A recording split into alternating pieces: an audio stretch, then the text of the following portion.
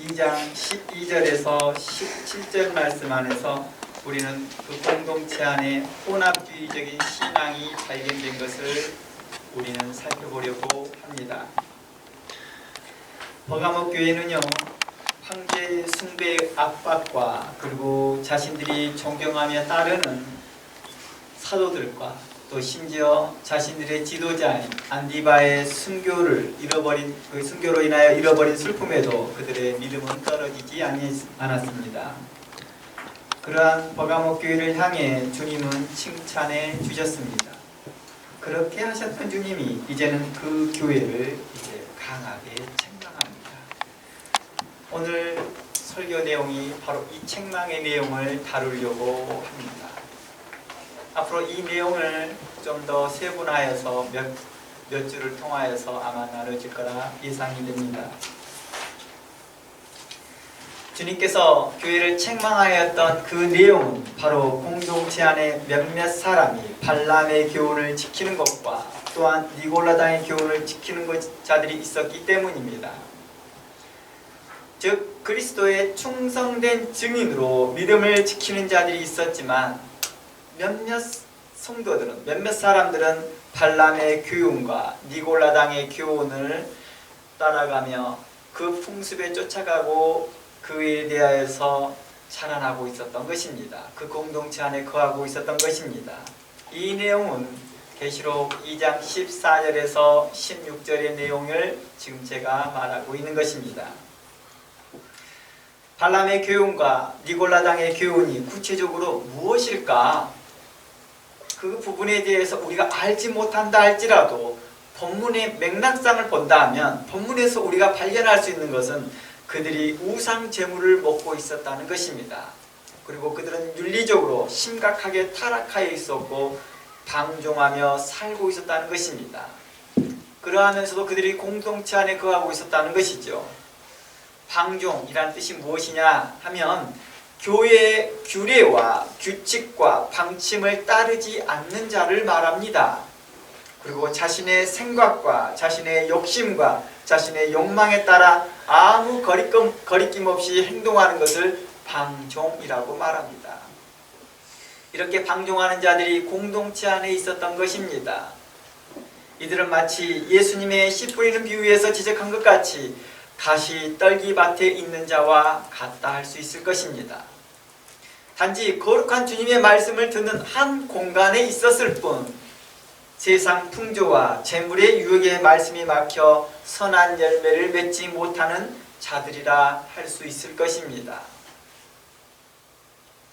불명코 가시 떨기는 끝까지 포기하지 않고 남아 있었습니다. 힘들고 어려운 시기도 견뎠습니다. 그러나 그들은 열매 맺지 못합니다. 그들의 삶 가운데에서 신앙의 열매가 맺어지지 못합니다. 최소한 30배도 맺지 못합니다. 지난번에도 언급했듯이 그들에게는 2배, 3배조차도 맺기 힘들어하고 있더라는 것입니다. 늘 그들에게 있어서는 그 세상의 풍조에 밀려 있던 모습이라 볼 수 있는 것이지요. 또한 다른 교훈에 섬치되어 살고 있더라는 것입니다. 세상 교훈과 이방의 교훈과 세상의 철학과 함께 종합된 혼합주의 신앙에 머물고 있더라는 것입니다. 그들은 믿음 있는 사람들과 함께 있을 때는 그들도 겉으로는 믿음이 신실한 것 같이 보입니다. 실제로는 세상 풍조와 탐욕과 우상 숭배와 이단과 거짓 교훈에 있으면서도 불구하고도 그들의 겉모습은 믿음 있는 모습으로 보이더라는 것입니다. 이런 내용이 있지요. 실제로 중국의 한 황제가 음악을 하는 사람들을 잔뜩 모아놓고 음악을 즐겼습니다. 그런데 이 사람들이 황제가 음악적 능력이 없어서 그냥 음악만 잘 듣는 사람인가 보다 싶어서 그냥 악기만 들고 가는 사람들이 많았습니다. 피리 하나 제대로 불지 못하면서 또 풍금 하나 제대로 치지 못하면서 비파 하나 제대로 치지 못하면서 그냥 들고만 갑니다. 악기를요. 아무 악기라도. 많은 무리 가운데 있었기 때문에 그들 가운데서 풍금을 또 연주를 잘하는 사람들처럼 보였습니다. 나중에 왕이요 그들의 교묘한 생각들을 아시고 한 사람 한 사람씩 연주하게 합니다. 거기에서 가짜 기자들 다 불러 골라내어서 그들을 처벌하는 내용이 나옵니다. 주님께서는 우리가 아무리 많이 모여있는 곳에서 그들과 함께 그러한 겉모습을 거치려 하고 있다 할지라도 주님은 아시더라는 것입니다. 우리의 심장과 우리의 폐부와 우리의 생각을 아시고 우리의 행동을 저울질하시며 보시더라는 것입니다. 그들은 한 공간에 있지만 좋은 밭, 착한 밭, 신실한 성도로서 인정될 수 없었던 것입니다. 이처럼 많은 사람들이 있는 곳에 있으면 겉으로는 아무런 문제가 없어 보여도 하나님은 우리의 심장과 폐부와 생각과 그의 행실과 우리의 행동을 감찰하시고 또 우리의 모든 것들을 분별하시며 감찰하시며 시험하시는 분이시라는 것입니다. 이 말씀이 에레미야 17장 9절에서 10절 말씀입니다. 참고하시길 바랍니다. 그렇다면 우리는 이곳에서 한 가지 생각해 보아야 할 것이 있습니다. 예수님의 칭찬이 버가목 교회 공동체에 하였지만 그렇다고 발람의 교훈과 니골라당의 교훈을 따르는 자들까지 포함하고 있다고 볼 수는 없을 것입니다. 예수님의 그 칭찬은 불명코 버가목 교회를 향한 칭찬이었습니다. 하지만 그 버가목 공동체 안에 섞여 들어가 있는 것들처럼 혼합주의 신앙을 가지고 있는 자들, 니골라당의 교훈을 따르고 있고 발람의 교훈을 따르는 자들까지 함께 칭찬하지는 않았을 것입니다. 만약 예수님의 칭찬이 발람의 교훈과 니골라당의 교훈을 지키는 자들까지 포함하여 칭찬했다면 이는 예수님의 칭찬이 모순이 발생하게 됩니다. 왜냐고요? 이러한 말이 되거든요. 우상숭배와 행음을 저질렀지만 나를 잘 믿었구나 라는 식이 되니까 이런 말들의 모순적 어법이 되니까 예수님의 칭찬은 결코 그들을 포함시키지 않았을 것입니다. 이처럼 그들은 겉으로는 아무런 문제 없이 보였어도 그들 안에는 영적인 문제가 있었던 것이고 예수님은 그것을 간파하신 것이죠. 예수님은 예수님의 사역 가운데에서 이러한 모습들을 종종 말씀하십니다. 사람들이 자신들의 생각으로 예수님에 대하여서 속삭이고 있었고 저가 죄인이 아니고서는 저가 바알세불의 힘을 잊지 않고서는 저 귀신의 능력을 또 저런 능력을 나타낼 수 없을 것이다 라고 속으로 속삭였지만 주님께서는 그 속을 아시고 그들에게 대하여서 반문을 합니다. 그리고 그들을 책망을 합니다. 함께 있었을 때는 예수님의 말씀 함께 듣고 있었던 사람들은 또 예수님의 기적과 함께 동참하고 있었던 사람들은 모두가 한 무리이고 한 공동체 안에 있고 또 모두 다 한 생각을 가지고 있을 거라고 생각하지만 주님께서는 우리의 생각과 우리의 행동과 우리의 생각 하나하나를 다 감찰하시더라는 것입니다. 그러나 우리는 이것을 쉽게 속일 수 있습니다. 그러나 하나님 앞에서는 속일 수 없다는 것을 우리는 오늘 말씀을 통해서 발견할 수 있는 것입니다. 버가목 교회는 참으로 훌륭한 교회입니다.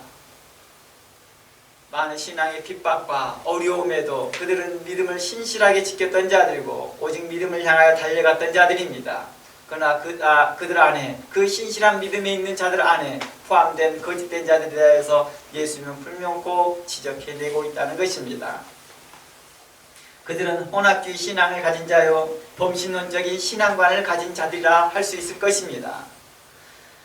니골라당의 교훈과 발람의 교훈이 구체적으로 무엇인가에 대해서는 알지 못한다 할지라도 대략적으로 이러한 부분이지 않겠는가 라고 생각할 수 있는 것입니다. 아마 다음 주가 되면 발람의 교훈과 니골라당의 교훈이 구체적으로 무엇인지에 대해서는 자세히 설명하겠습니다. 오늘은 우리가 생각해 보아야 될 기독교 안에 있는 혼합주의 신앙관 그리고 범신론적인 신앙관을 우리는 오늘 살펴보려고 합니다. 이런 혼합주의 신앙관과 범신론적 신앙관이 오늘날 이러한 말로 표현되고 있습니다. 뉴에이지 사상이라고 표현합니다. 기독교 안에 들어와 있는 뉴에이지 사상이라고 표현합니다. 이는 교회 안에 다양한 철학과 심리학과 이념들이 공동체 내부에 알게 모르게 스며들어와 있던 것을 말하고 있는 것입니다. 뉴 에이지라고 말하니까 이것을 우리나라 말로 표현하면 현대인이란 뜻이죠. 현대식 사고방식 이렇게 이해할 수도 있을 것 같습니다. 이게 직역하면 그렇다는 거죠. 이게 현대인 생각인데요. 이게 요즘의 생각인데요. 이게 오늘날의 트렌드인데요. 라고 하는 이 말들이 교회 안에서 사용되고 있다 한다면 이것은 우리의 생각이 좀 자칫 편중되고 있지 않나 하는 쪽으로 세상의 풍속에 편중되어 가고 있지 않나, 그게 편승되어 가고 있지 않나 우리 한번 생각해 봐야 할 것입니다. 오늘날 기독교 안에 있는 뉴에이지 사상은 이렇게 표현하고 있습니다. 명상, 심상기도, 내적 치유, 기독교적 음악, 기교적 음악 프로그램 등을 표현하고 있습니다. 그리고 일부 심리학 이론이나 상담 기법을 이용하여 자아를 탐구하고 발견하는 것을 오늘날 이것을 뉴에이지 사상이라고 말합니다. 그러니까 뉴에이지 사상에서 기독교의 침투해 있는 것을 이야기하는 것입니다. 이를 통해서 자아 성찰 구원론으로 전개되기 때문에 이게 문제라고 말합니다. 자아 성찰 구원론은 어떤 것을 말하냐면 말씀에 대한 지혜와 예수 그리스도의 대속의 은혜보다 이러한 심리적 요법으로 자신을 발견하고 스스로 문제를 해결하는 데 문제를 갖고 있는 것입니다. 이렇다 보니 그들은 혼합주의 신앙관과 범신론적인 구원론이 자연스럽게 그들 마음속에 자리 잡게 된다는 것이죠. 오직 예수님만 의지하는 것이 아니라 이제 다른 것들을 찾아보게 되는 것이죠. 범신론적인 구원론, 어디에나 구원이 있을 수 있다는 것입니다.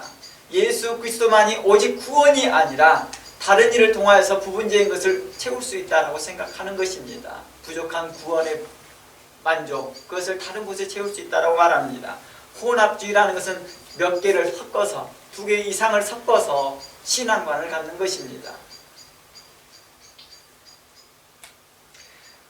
과거 우리가 예배 때요, 예배 드리거나 찬양할 때, 특별히 그 찬양할 때 찬양의 가사와 그 인도자에게 집중을 많이 했습니다. 그런데 오늘날 많은 교회가 찬양을 공연처럼 생각하고 있습니다. 물론 찬양 그 집회를 인도하는 교회가 마치 그 찬양을 공연처럼 만들어가고 있기 때문입니다. 그리고 그것을 좋아 생각합니다.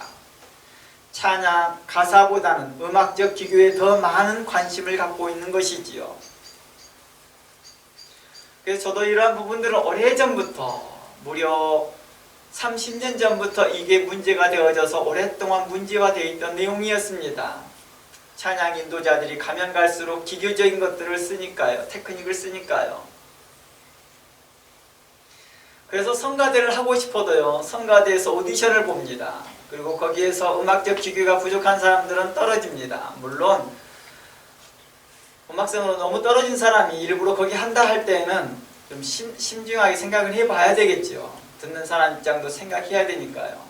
그러나 본인이 헌신되고자 한다 하면 다른 방법, 다른 훈련 태도를 우리에게 그들에게 권면해 줄 수 있을 텐데도 그들은 세상에서 하는 오디션 방식으로 그들을 선별하기 시작하더라는 것입니다. 오늘날은 어떻습니까? 음악을 잘 다루는, 기계를 잘 다루는, 또한 악기를 잘 다루는 사람들을 이제는 따로 하이어를 하기 시작합니다. 그래서 교회에 그들을 배치하기 시작합니다. 그들의 믿음의 정도는 별로 중요하지 않습니다. 얼마나 음악적 기교를 잘 사용하고 있으며 음악적으로 그가 훌륭한에 대한 초점이 더 중요한 시대가 되어졌던 것이죠. 제가 이 말들을 제가 없는 이야기를 말하는 게 아니라 제가 직접 경험했던 것들이기도 합니다. 실상 중요한 청년들 집회 안에 소집하고 그것을 집회를 인도하셨던 그 주체관들이 그렇게 하더라고요. 처음에는 거기에 참여했던 사람들은 대부분 외부에서 오는 사람들이기 때문에 당연히 저 사람들은 앞에 있는 사람들이 신실한 찬양 인도자들일 것이다.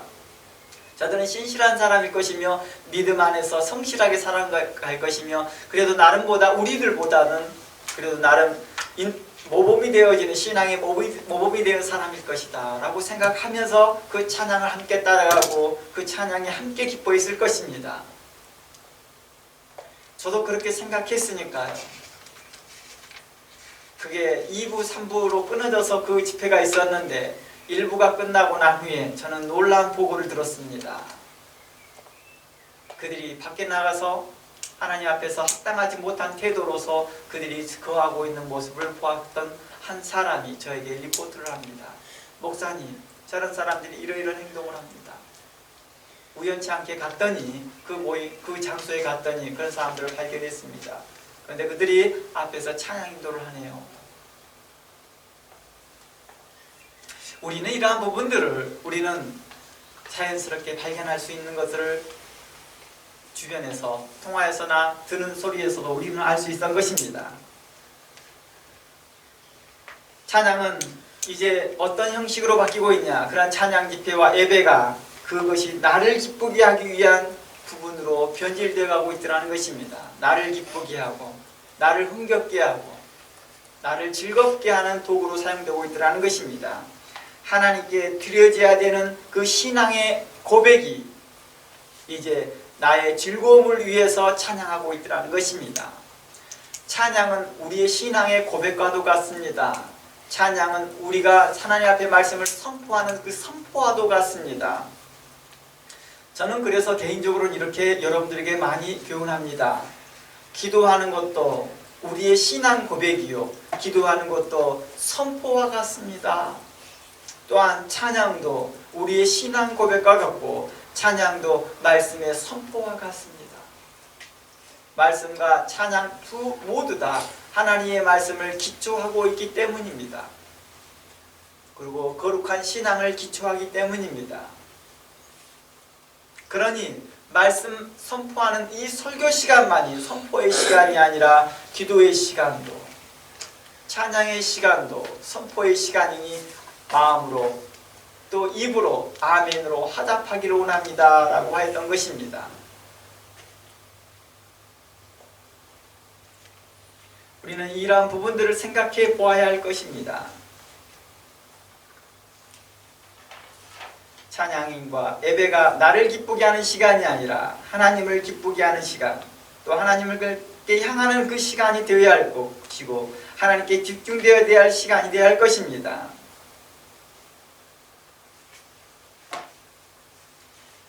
그러나 아무리 아름다운 찬양을 부르더라도 자신의 감정과 생각이 우선이고 자신의 감정에 너무 치우쳐져 있다면 하나님이 기뻐하는 찬양이 되지 못할 것입니다. 자신의 감정과 생각이 우선이고 불순종과 악한 생각과 죄가 있다면 그것은 진정한 고백이라 할 수 없을 것입니다. 이는 일반 유행가를 부르는 것과 일반이라 할 수 있는 것입니다. 일반적인 유행가를 부르더라도요, 우리의 감정이 굉장히 몰입됩니다. 그리고 우리 감정도 굉장히 많이 유연해지기 시작합니다. 그래서 어떤 사람들은 그러더라고요. 이런 그 가수들 집회에 한번 갔다 하면 우울증이 치료된대요. 그러니까 심리적 요법이 가미되어 있는 합니다. 그러니까 찬양 집회나 이런 집회를 통해서 우울증이나 불우한 마음들이 회복된다는 것은요, 꼭 찬양이었기 때문이 아니라 그런 음악적 요소가 우리를 그렇게 하더라는 것입니다. 이러한 상태까지 이르게 되면 하나님은 제발 내 앞에서 그 노래를 멈춰주라고 하나님은 우리에게 촉구하더라는 것입니다. 제발 그 노래 좀 멈춰주라. 제발 그 악기 소리를 멈춰주라. 이렇게 하시더라는 것이죠. 아모스서 5장 말씀 한번 가봅니다. 아모스 5장 23절 말씀입니다. 아모스서 5장 23절 말씀에 이렇게 말합니다. 너의 노랫소리를 내 앞에서 그칠지어다. 하나님께서는 우리에게 말합니다. 제발 네 노래 그만 좀 했으면 좋겠다. 하나님, 제가 주님을 찬양하고 있다니까요. 내가 주님을 위해서 노래를 부르고 있습니다 라고 했을 때 하나님은 그 노래를 그치라고 말합니다. 너의 비파 소리도 너의 악기 소리도 이 말이겠죠. 내가 듣지 않겠다라고 말합니다. 하나님, 내가 이 거룩한 악기를 가지고 하나님을 찬양하고 있습니다. 내 하나님은 내 그 비파 소리도 그 악기 소리를 좀 그쳐라. 제발 그 악기를 멈춰주어라 라고 말합니다. 24절 말씀에 그러므로 오직 정의를 물같이 공의를 마르지 않는 강같이 흐르게 할지니라 라고 말합니다. 정의를 행하고 공의를 행하라는 것입니다. 이곳에서 한번 잘 생각해 보세요. 정의를 물같이 라는 말을 씁니다. 그리고 공의를 마르지 않는 강같이 라고 말합니다. 정의를 물같이라고 하는 것은 이분하게, 공평하게 라는 뜻입니다. 물을 어디에 부으면 항상 이분하게 되잖아요. 반듯하게 되잖아요. 정의를 항상 고르게, 여기에다는 정의를 하고 저기에다는 그러지 못하는 그런 모습 보이지 말고. 그러니까 사람들이 그렇게 생각하는 거예요. 자기는 정의를 행했다고 생각하는 거예요. 한두 번 행하는 걸 가지고. 그래서 이 부분을 신실이라는 그 단어와 연결됩니다. 신실하지 못하다라고 말하는 것이죠. 이런 사람을 충성되지 못하다라고 말하는 것입니다. 또 두 번째, 공의를 마르지 않는 강같이 흐르게 하래요. 공의가 한 번만 흐르는 게 아니라 마르지 않도록 하라는 것입니다. 일정하게 지속적으로 라는 뜻입니다. 한두 번 잘하고 두세 번 잘하고 하는 걸 가지고 나 공의 행했는데요, 나 정의 행했는데요 이렇게 자랑하는 자들을 향하여서 책망하더라. 그리고 9번 잘하다가 한 번 못한 사람을 향하여 비난합니다. 너도 그렇지 않느냐? 라고요. 그러면서 25절 말씀이 이렇게 말합니다. 이스라엘 족속들아, 너희가 40년 광야 동안에, 이 40년 광야 교회 기간 동안에 너희의 희생과 소제물을 내게 드렸느냐? 드린 적이 없다 이 말이죠. 근데 자신들이 드렸다고 하잖아요. 드렸다고 하는데도 안 드렸다고 하나님께서 말합니다. 누가 잘못한 걸까요? 이것은요, 법적으로 가면은요, 하나님이 잘못된 겁니다. 왜 그런지 아세요? 드린 증거가 있잖아요. 그렇죠? 드린 증거물이 있잖아요. 하나님은 심증밖에 없어요.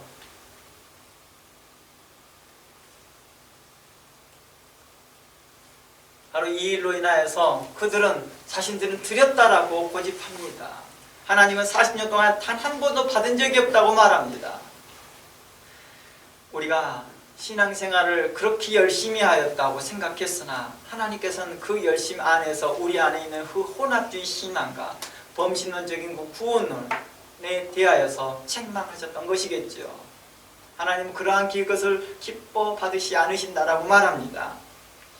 이스라엘 백성들은 계속해서 하나님을 섬긴다고 하나 그들 안에 계속 애굽을 생각하였고 그 마음을 완곡하게 완악하게 하여서 모세를 재앙하였던 적이 너무나 많았기 때문이었죠.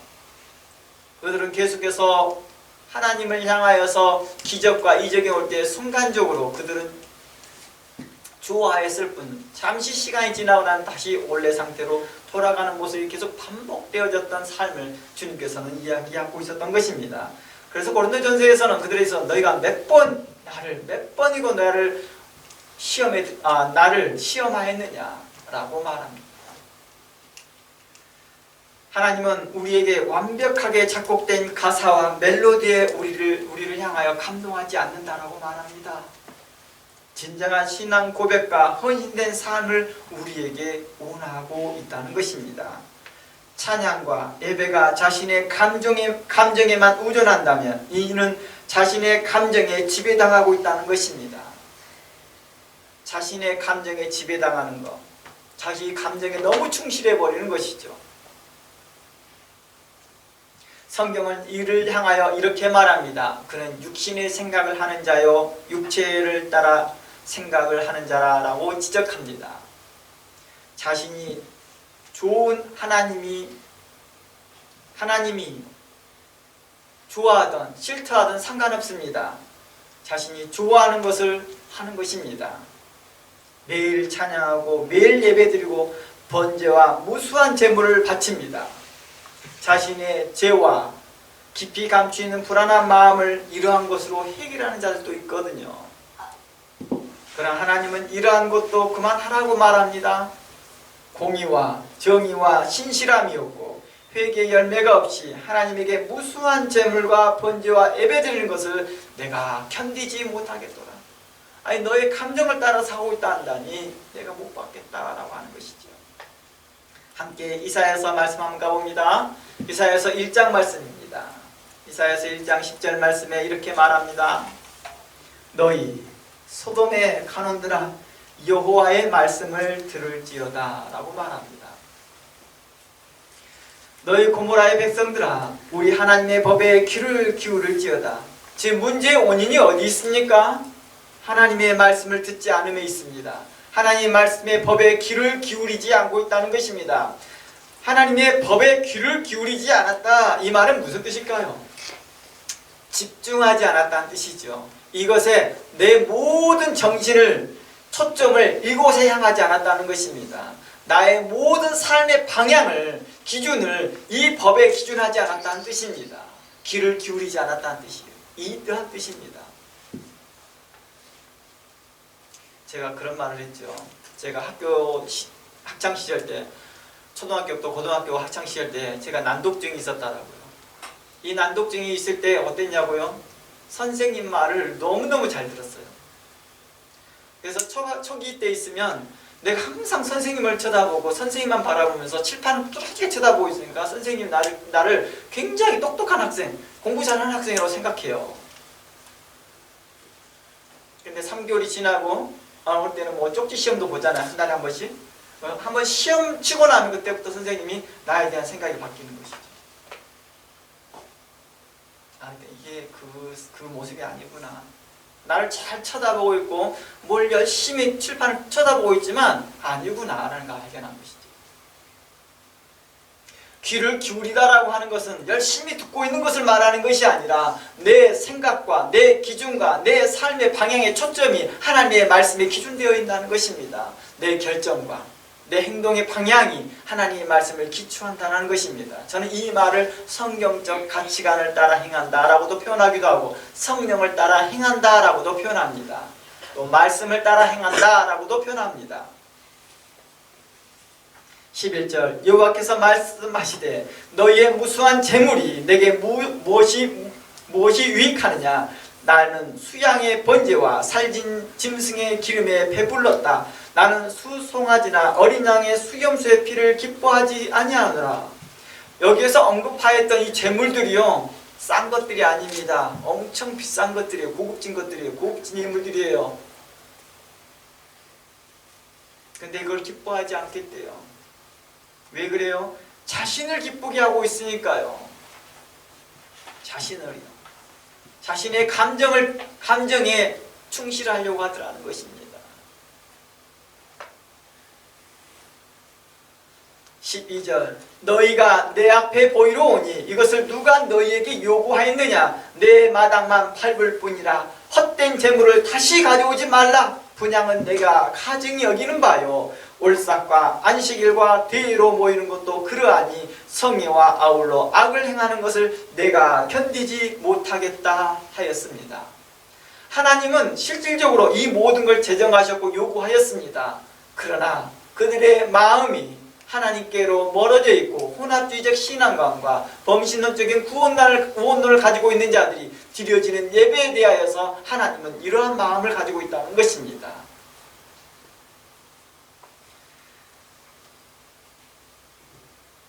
13절 그러하니 성의와 아울러 악을 행하는 것을 내가 견디지 못하겠다라고 말합니다. 하나님께서 견디지를 못하겠대요. 왜 이렇게 견디지 못한다고 할까요? 14절 내 마음이 너희 올삭과 정한 절기를 싫어하니 그것이 내게 무거운 짐이라. 내가 지기에 곤비하니라. 너희가 손을 펼 때 내가 눈을 너희에게서 가리우고 너희가 많이 기도할지라도 내가 듣지 아니하리니 이는 너희의 손에 피가 가득함이니라 라고 말합니다. 긍휼의 하나님, 자비의 하나님, 사랑이 풍성하신 하나님께서 어찌하여 그 마음이 이렇게까지 다쳤을까요? 그는 그들의 손에 피가 가득함이라 했습니다. 그러므로 16절에 이렇게 말합니다. 너희는 스스로 씻어라. 스스로 깨끗이 하라. 내 목전에서 너의 악한 행실을 버리라. 행악을 그치라고 말합니다. 그러한 것들이 다 무엇이냐고요? 공의가 없고 신실함이 없고 정의로움이 없고 순종이 없고 충성이 없이 갑자기 하나님이 원하지 않는데도 계속 물량공세합니다. 계속 물량공세, 좋은 것으로 합니다. 무수한 재물을 바칩니다. 번제도 드립니다. 이 모든 것들이 하나님께서 뭐 한다고요? 견디기가 어렵대요. 하나님께서 사람의 마음으로 표현한다면 하나님이 학대를 받고 있는 것이죠. 정서적 학대를 받고 있는 것입니다.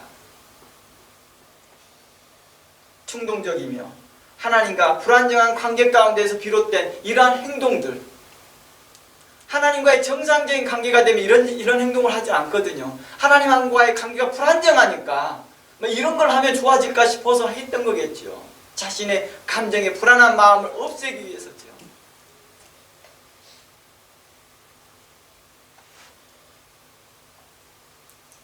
13절 말씀에 아울러 악을 행하는 것을 내가 견디지 못하겠다 하는 그런 마음이, 하나님의 마음이 어떠했음을 우리는 발견할 수 있을 것입니다.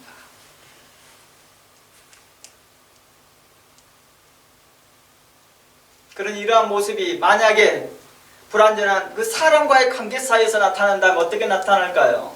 우리 이것을 오늘날 말하는 가스라이팅이라고도 표현하지요. 우리의 찬양과 예배가 하나님께 드리는 신앙 고백이 되려면 우리의 마음과 태도에 어떤 변화가 필요해야 할까요? 분명 어떤 변화의 태도를 요구하고 있는 것이죠. 그것은 주의 말씀에 다시 귀를 기울이는 것입니다. 주님께서는 계시록의 말씀에서 이렇게 말합니다. 내가 내 사랑하는 자들 위하여 책망하노라, 징계하노라, 그러니 속히 회개하라라고 말합니다. 이 말은 무슨 뜻일까요? 다시 말씀에 귀를 기울여라. 그러면 너에게 기회가 있다라고 말합니다. 이 말이 무슨 뜻일까요? 말씀에 귀 기울이라는 것은 무슨 뜻일까요? 말씀을 열심히 막 듣고만 있는 건가요? 아니라는 거예요. 난독증 현상처럼 듣고는 열심히 듣고 있으나 딴 생각을, 딴 결정을 하고 있더라는 거예요. 그러면 안 되겠잖아요. 말씀이 내게 기준이 되어지고 그 기준을 따라서 내 삶의 행동과 그 결과가 말씀의 기준에서 결과가 나와야 된다는 것입니다. 우리가 그러더라고요. 성령을 따라 결정했다고 하면서도요, 이렇게 말하더라고요. 제가요 이렇게 결정하니까 제 마음이 편하더라고요. 제가 이런 분들에게 향하여서 말합니다. 당신 마음 편하라고 하려고 하는 말이 아닙니다. 당신 마음 편하려고 이런 결정하지 마십시오. 당신 마음이 불편하다 할지라도, 그것이 어렵다 할지라도 주께서 이것을 원하신다 한다면 그 부분에서 깊이 고민해 보십시오. 그리고 그렇게 고민해 보시고 상담해 보시고 이 문제에 대해서 논의해 보셔서 하나님 말씀을 연구해 보시고 상고해 보셔서 최종적으로 당신의 주의 말씀에 인하여서 말씀에 확신이 들 때에 결정하십시오. 그러나 그들은 그러지 않습니다. 말씀을 제쳐놓고 계속 자신의 감정을 다스리기 시작합니다. 그리고 이 감정이 내게 좋으면 옮깁니다. 행동합니다.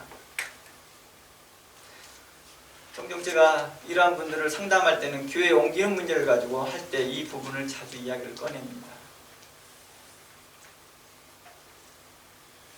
그리고 우리가 이러한 일들에 대해서 생각해 봐야 할 것들이 많습니다. 하나님께 정말 원하시는 삶이 무엇인가? 공의를 행하라. 공의를 한 번, 두 번 행하라는 것이 아니라 물같이 공의롭게 주변에 있는 사람들한테 일정하게, 신실하게 마르지 않는 샘처럼, 마르지 않는 물처럼 그 정의가 흐르며 공의가 흘러야 되지 않을까, 되어야 한다라고 성경은 우리에게 요구하고 있습니다.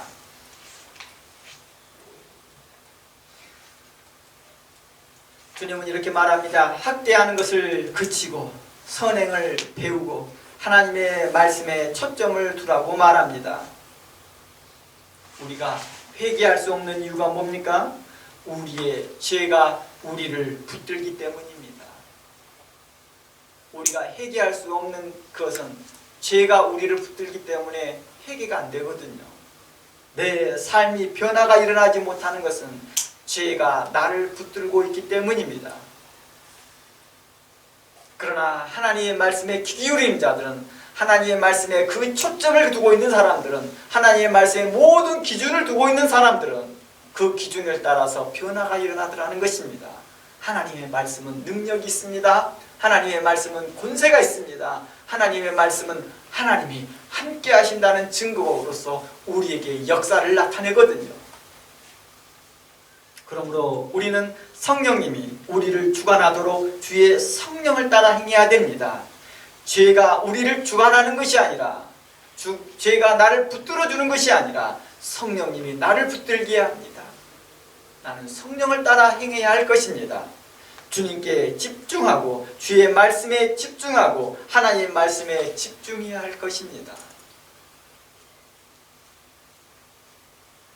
우리의 감정은요, 항상 상황에 따라 매 순간 변화합니다. 하지만 하나님의 말씀은 변하지 않습니다. 회전하는 그림자도 없습니다. 그는 처음부터 처음이요 마지막이요, 그는 변하지 않더라는 것입니다. 우리는 그 하나님의 말씀에 거해야 할 것입니다. 하나님의 말씀에 거하는 자는 굳건한 반석 위에 거하는 자라 말합니다. 그는 어떤 상황에서도 주의 말씀을 따라 순종하며 헌신하며 행하는 자라는 것입니다. 자신의 마음이 평안하고자 한다는 것입니다. 사무엘이 그래요. 사무엘이요, 사울을 향하여서 마음은 애틋합니다. 마음이 애틋해요. 그러나 그 사울을 향하여서 그가 냉대하게 대합니다. 사울에 대하여 냉대하게 대합니다. 하나님이 마음이 그러셨으니까요. 그러자 사무엘은 고통스러워합니다. 그러면서 그러한 태도로 사무엘을 떠날 때 사울은 사무엘의 옷자락을 잡습니다. 그때 그 옷자락이 찢어지기까지 그는 매몰차게 되돌아설 때에 하나님의 마음이 그러하다는 것을 보여준 거겠지요. 그는 어땠습니까? 사울은요, 번제와 희생의 제사를 드렸습니다. 하나님께 이것을 좋아할 것이다, 저것을 좋아할 것이다 라고 드렸습니다. 그러나 하나님은 이렇게 말합니다. 번제와 희생보다 순종을 더 원하노라 라고 하였던 것입니다. 그러니 우리의 신앙은 반드시 말씀 위에 세워져야 할 것입니다. 말씀의 기준이 있어야 될 것입니다. 그러기 위해서 우리는 어떻게 하면 좋을까요? 저는 여러분들에게 권면합니다. 매일 10분에서 15분씩이라도 성경을 묵상하고 그 말씀 한번 기록해 보십시오. 참 유익이 많습니다. 제가 그런 경험을 많았거든요. 저는 매일과 같이, 특히 이제 제가 그 난독증이 해결되어졌던 시기, 군대에 있던 시기였죠.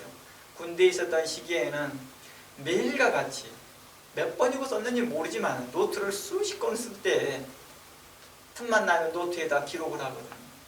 또 내 생각을 정리하고 성경의 말씀들을 정리하고 틈만 나는데 그게 많은 시간 안 걸려요.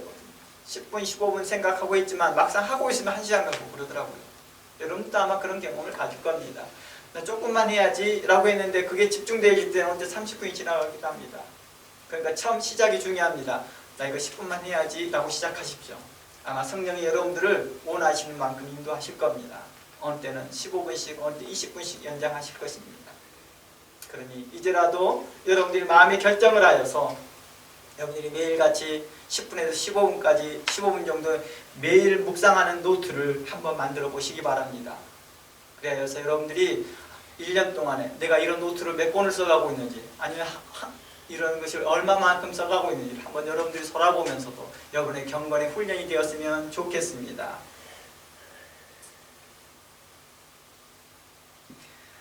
마치 다니엘과 그의 세 친구들처럼 말입니다. 그들은 바벨론 포로 이전에도 경건의 훈련이 있었습니다. 그렇기에 그들은 바벨론 포로 이후에도 그들은 그 삶이 그대로 연장되었을 수 있었던 것입니다. 여러분들의 갑작스럽게 어려운 환경이 닥쳐왔을 때 그런 것을 하려고 한다면 어디서부터 출발해야 될지 모를 것입니다. 또 그것은 쉽게 좌절됩니다. 쉽게 타협하게 됩니다. 그러나 내일과 같이 하나님과 동행하며 매일과 같이 하나님과 호흡하면서 이런 것들을 경건의 훈련을 갖기를 원합니다. 이게 바로 기도하는 시간과 함께 포함되겠지요. 말씀을 묵상하면서 여러분들이 생각이 성령님과 교통하는 시간이 곧 기도하는 시간이요, 하나님께 고백하는 시간이요, 하나님 앞에 아뢰는 시간이요, 하나님의 말씀을 경청하는 시간이 되기 때문입니다. 그 10분에서 15분의 시간이 하나님께서는 여러분과 함께 그 거룩한 그 가운데에서 더 연장하시기도 하고, 어느 때는 이 일로 인해 더 축소하시면서 우리에게 더 짧은 시간 안에도 임팩트하게 설명하기도 할 것입니다. 제가 그런 경우를 참 많이 경험하는 게 이런 것들이죠. 설교 준비를 하다가, 설교 말씀을 하다가 연구하다가 이 부분을 조금만 더 연구해 볼까? 라고 생각했던데, 그 조금만의 연구가 5분, 10분만 생각하고 연구를 하려고 했던 시간들이 시간이 지나서 보면 2시간, 3시간, 어느 때 2, 3일 정도 계속 그 자리에 머물러 있더라고요. 성령께서는 여러분들이 생각지도 않을 만큼 많은 것들을 열어주시고 알게 해주시더라는 것입니다. 경건의 훈련이 되어졌을 때 우리의 신앙의 어려움과 환란이 올 때 쉽게 세상 풍조를 따르거나 배신하거나 다른 교훈에 혼합되지 않더라는 것입니다. 다니엘과 그의 세 친구들처럼 말입니다. 오늘날 성도들 사이에서도 개인주의가 빠르게 확산되고 있고 심화되고 있습니다. 공공의 이익보다는 자신의 이익을 우선시하는 경향이 뚜렷해지고 있더라는 것입니다. 이게 바로 뉴에이지 사상과 교훈과 연결되어 있더라는 것입니다. 과도하게 자신의 감정과 자신의 입장에만 몰입되어 있더라는 것입니다. 자신에게 조금이라도 이익이 되면 행동하고, 자신에게 피해가 되고 스트레스가 되면 쉽게 포기하거나 거부하더라는 것입니다. 이러한 개인주의 신앙은 신앙의 순리와 공동체의 유익보다는 자신의 감정에 더 많은 의미를 부여하더라는 것입니다. 이러한 사고방식 때문에 때때로 목회자와 공동체를 대하는 태도에 영향을 미치기도 합니다. 존중하는 마음보다는 자신의 기분에 따라 존중하기도 하고 무시하기도 하고 어느 때는 건너뛰기도 하더라는 것입니다. 일관적이지 못하더라는 것입니다. 공의와 정의가 신실하게 이루어지지 못하더라는 것입니다.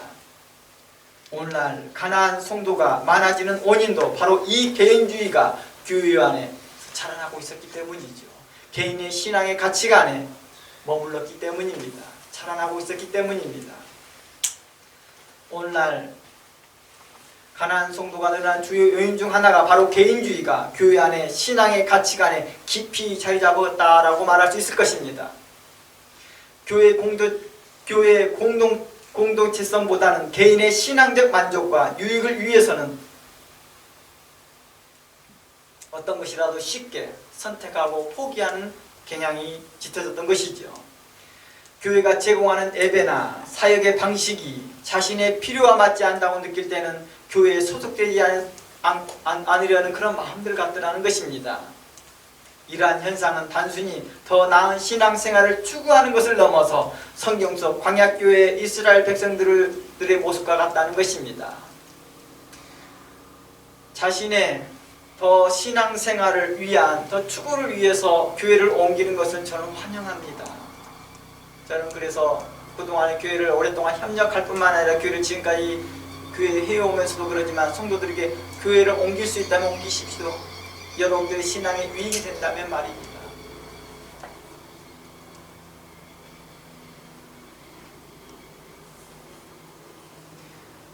우리 그런 거 있잖아요. 저는 어렸을 때 그런 집회들을 많이 참석했는지에서 그런지 몰라도 이런 생각이 자연스러웠던 것 같아요. 동네에서 부흥회를 하게 되면, 저희 A교회라고 하면 A교회에서 부흥회를 하게 된다면 주변 교회 성도들을 초청하는 것이 자연스러웠습니다. 그리고 또 담임 목사님도 함께 그 성도들과 함께 와서 이쪽에 와서 부흥 집회에 참석하고 함께 은혜 받았어요. 그리고 B교회에서 집회를 하게 되면 A교회 성도들이나 C교회 성도들이 다 그쪽 가서 또 함께 은혜 받고 그랬거든요. 제가 전에도 말씀드렸지만 저희 어머니께서도 걸어서 4시간 거리, 5시간 거리를 가시더라고요. 혼자 가셨냐고요? 아니에요. 담임 목사님이 그 교회 가서 함께 가서 부흥 집회에 참여하자고 하니까 거기 있는 저희 어머니 소속된 A교회 성도들이 다 아멘하고 목사님을 따라서 그 교회를 간 거예요. 4시간, 5시간. 그때만 교통편이 좋지 않으니까 걸어서 4시간, 5시간을 갔대요. 그리고 집회 끝나고, 집회가 한 10시 정도에 끝날 거 아니에요? 10시 정도에 끝나서 오면은, 올 때가 그랬군요. 갈 때는 버스 타고 가지만 버스가 끊어진 거죠. 그러니까 10시 정도에 끝나니까 그때부터 걸어서 오는 거예요. 4시간, 5시간을요. 오면서 찬양도 하고 기도도 하고 성도도 드리고, 그리고 와서 다시 자신의 모처 예배당에 모여서 새벽 예배 드리고 간대요. 집으로 다시 갔다는 말을 들었습니다. 저도 그런 신앙의 배경에서 살았거든요. 우리가 교회를 옮긴다고 하는 것이 신앙생활의 가치관을 바꾼다는 뜻이 아니거든요. 내게 더 나은 것이 있다 한다면 내 신앙을 도전이 되어지고 내 신앙에 유익이 되는 것에 대해서 하나님 목사님께서도 인정해주고 다른 목사님도 그런 부분에 대해서 함께 공유되어지는 그 동적인 어떤 건강한 신학 안에서 우리가 서로 나누는 거라는 것입니다. 그래서 제가 이런 말을 하잖아요. 신학교 안에서 내가 교수님에게, 한 교수님에게 교육을 받는 게 아니라는 거예요. 하루에 평균적으로 4교수님에 5교수님이 우리를 강의하더라는 거예요. 일주일 동안에 물론 섞이는 중복되시는 교수님도 있지만은 일주일 동안에 3일이나 4일 정도에서 교육받는 동안에 목사님들이 얼마나 많은 목사님이 겹치겠냐고요. 오시겠냐고요. 하지만 우리는 혼란스럽지 않습니다.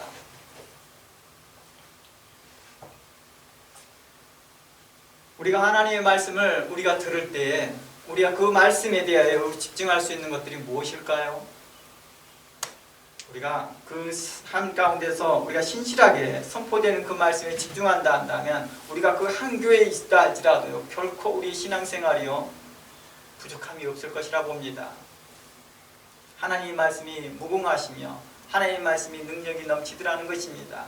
행역 말씀을 선포하는 자가 부족함이 있다 할지라도 성령께서는 그 부족함을 채워주시더라는 것입니다. 우리의 경건의 훈련과 경건의 삶을 통하여서 그 모든 걸 채워주시더라는 것입니다. 그러나 자신의 탐욕과 욕심에 따라서 이 교회 조교에 옮기고 있다 한다면 하나님은 그 자들 향하여서 배우나 그 끝에는 아무것도 배우지 못하는 자와 같이 될 거라는 것입니다.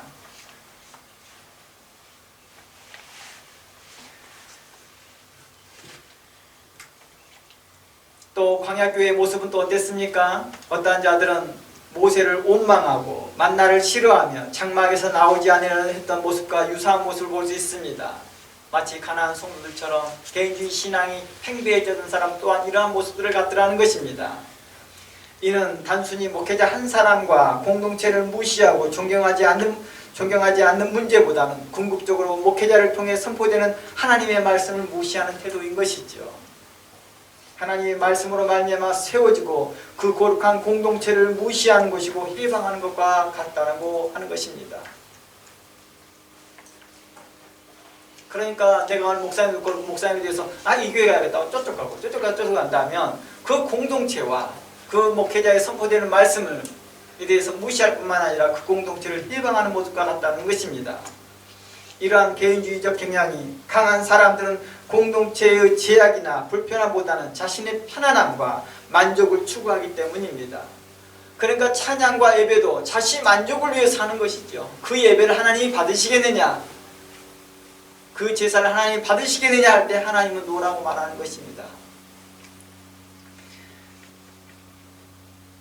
이러한 사람들은 예후의 잘못된 가르침이나 유혹에 더욱 쉽게 미혹될 수 있다는 것입니다. 이런 개인주의적 성향을 가지고 있는 사람들이요. 이러한 사람들이 바로 발람의 교훈과 니골라다의 교훈을 쉽게 받아들였던 것이겠지요.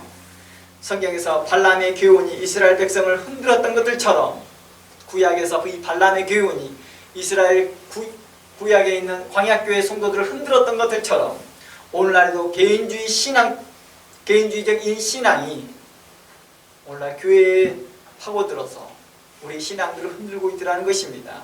이단적 사상이나 그릇된 가르침들이 성도들의 신앙을 파고들어 흔들고 있더라는 것입니다. 공동체를 내 안에 들어와 그들이 몰래 숨어들어 있었으면서 마치 믿음이 있는 것들처럼 행동하고 있더라는 것입니다. 광야교회에서 이스라엘 백성 중에서 발람의 교훈에 미혹된 사람들의 특징은 바로 모세를 원망하고 신앙의 여정에서 오는 어려움과 고통들을 우리 힘든 일들을 불평하고 원망하고 있더라는 것입니다. 그리고 그들은 닥치는 환난이나 어려움을 전혀 견디지 못합니다. 극도로 불안해하고 두려워합니다. 그래서 그들은 그 대안으로 찾는 것이 바로 세속적인 발람의 교훈이었던 것입니다. 다음 주에 이 발람의 교훈 저 자세히 이야기하겠지만 이 발람의 교훈은 세속적 교훈을 이야기합니다.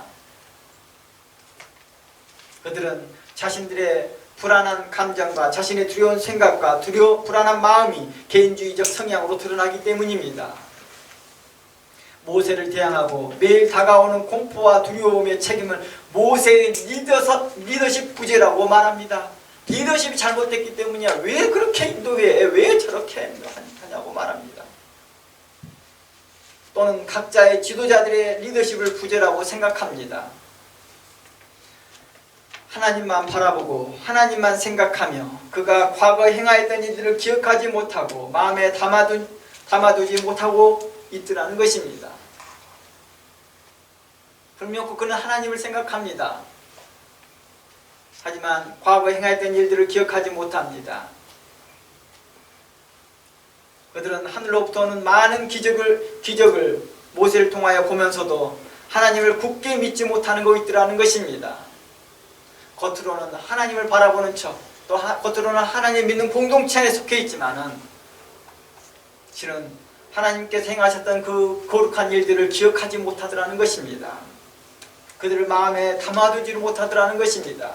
이를 향하여 성경은 이렇게 말합니다. 그는 귀가 있어도 듣지 못하고 눈이 있어도 보지 못하고 마음이 있어도 깨닫지 못하는 자들이라 하였습니다. 아마 이 내용이 우리가 지난 목요일에 함께 나눴던 신앙 나눔에서 함께 나눴던 내용들입니다. 그들은 하늘로부터 오는 많은 기적을 모세를 통해 보면서도 하나님을 굳게 믿지 못하는 것입니다. 성경은 이러한 자들을 향하여서 이렇게 말하는 것이죠. 신명기 8장 1절입니다. 그들은 도무지 깨닫지 못하는 자요 귀가 있어도 눈이 있어도 보지 못하는 자다라고 했던 말씀입니다. 신명기 8장 1절 말씀입니다. 좀 긴 내용인데 한번 읽어보겠습니다. 내가 오늘 명하는 모든 명령을 너희는 지켜 행하라. 그리하면 너희가 살고 번성하고 여호와께서 너희 조상들에게 맹세하신 땅에 들어가서 그것을 차지하리라. 2절 말씀, 내 하나님 여호와께서 이 40년 동안에 내게 광야길을 걷게 하신 것을 기억하라라고 말합니다. 이 40년 동안에 무슨 일이 발생됐냐고요? 너를 낮추었대요. 누가 낮추었습니까? 하나님이 일부러 낮추신 것입니다. 하나님이 이런 어려운 환경 가운데 두었다는 것입니다. 누구의 잘못이 아니었습니다. 리더십의 부재가 아니었습니다. 너를 시험하였습니다. 너의 마음이 어떠한지를 그 명령을 지키는지 지키지 않는지를 알려 하십니다. 아니 모세요. 아니 조금 더 다른 이방 국가들과 좀 합의를 해서 물도 좀 쉽게 얻고 음식도 쉽게 얻으면서 쉽게 갑시다. 아니 일반적으로 그 홍해에서부터 가나안까지 일주일 거리라고 하는데 지금 며칠째입니까? 아니 지금 현재 우리가 지금 여러 번 말하지 않았습니까? 광야 이제는 가나안 땅 가기 싫다고요. 이제 광야에 산 나라를 정해서 거기서 나라를 세워 갑시다. 다른 나라와 화친을 맺으면서 그 나라와 합시다. 이런 수많은 아이디어들이 그들로 인하여서 어려움을 줬겠죠. 리더십의 부재다 어쩌다 저쩌다 이렇게 말을 했겠죠. 그러나 하나님이 그 일을 행하셨더라고요. 너를 낮추시고 너를 시험하여 내 마음이 어떠한지를 그 명령을 지키는지 지키지 않는지를 알려 했다는 것입니다. 너가 정말로 하나님께 집중하고 있는지 너의 귀가 하나님의 말씀에 귀 기울이고 있었는지를 보고 싶어 했다는 것입니다. 이런 상황에서도 너희가 하나님의 말씀에 귀를 기울이느냐? 너희가 정말 신실하니? 너희 충성되이 따라오느니? 서머학교와 같이 그런 어려운 환경 가운데서도 자신의 모든 걸 포기하고 자족하면서 그 환난과 궁핍이 온다 할지라도 자족하며 따라갈 수 있는 충성된 마음이 있는지를 보고 싶어 했던 것입니다. 너희 마음이 어떠한지 그 명령을 지키는지 지키지 않은지 알려 하십니다. 3절 너를 낮추시며 너를 줄이게 하시며 너도 알지 못하는 내 조상도 알지 못하던 만나를 내게 먹이신 것은 사람이 떡으로만 사는 것이 아니요 하나님의 입에서 나오는 모든 말씀으로 사는 줄 내가 알게 하려 하심이라 하였다는 것입니다. 4절 이 40년 동안에 내 의복이 헤어지지 아니하고 내 발이 부르트지 아니하였느니라. 너는 사람이 그 아들을 징계함과 같이 내 하나님 여호와께서 너를 징계하시는 줄을 마음에 생각하고 내 하나님 여호와의 명령을 지켜 그 길을 따라가며 그를 경외하라 하였습니다. 이 말씀은 우리에게 향하여서 뭐라고 말하는가? 너는 말씀에 집중하라. 나의 책망을 업신여기지 말라. 내 말을 업신여기지 말고 가볍게 여기지 말고 존중하라고 했던 것입니다. 우리는 지난 설교를 통해서 버가모 교회가 직면했던 특별한 어려움, 즉 사탄의 권자가 있는 곳에서 믿음을 지키고 심지어 지도자의 순교까지 감당했던 이야기를 나눴습니다.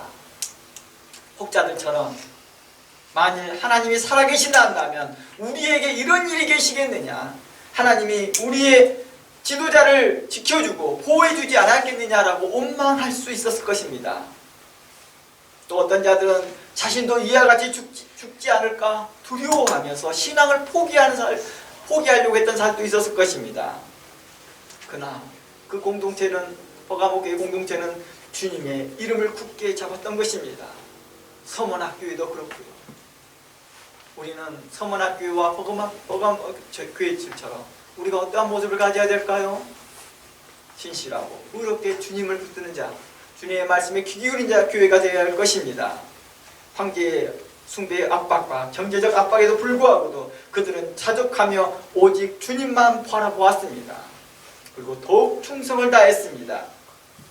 그런 서문학교회와 버가모교회와 교회를 칭찬해 주셨던 것입니다. 물론 이러한 교회들만 있는 것이 아니었습니다. 신약의 여러 사도들과 교회들이 그러하였습니다.